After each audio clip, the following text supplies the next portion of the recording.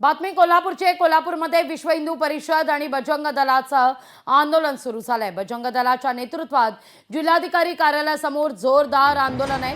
घोषणाबाजी करत आंदोलन करण्यात आलेलं आहे। औरंगजेबची प्रतिकात्मक कबर फोडून आंदोलन केलं गेलंय।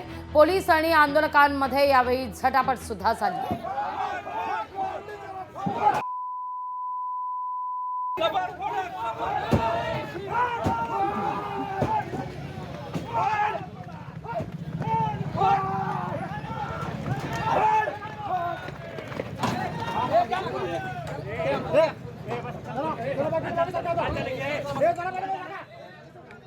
छत्रपती संभाजीनगर या ठिकाणी संरक्षित केलेली आहे। त्याचा संरक्षित दर्जा हटवून ती औरंगजेबाची कबर या महाराष्ट्राच्या भूमीतून काढली गेली पाहिजे, यासाठी बजरंग दलाच्या माध्यमातून संपूर्ण महाराष्ट्रामध्ये आंदोलन केलं जात आहे। यासाठी मुख्यमंत्री महोदयांच्या नावाने आम्ही आज जिल्हाधिकाऱ्यांना निवेदन देणार आहे।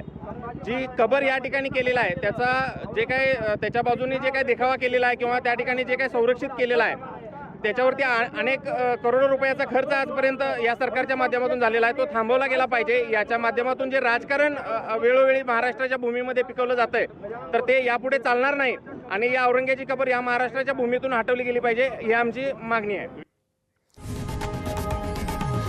लोकशाही मराठी ऐका, पहा, जागरूक रहा।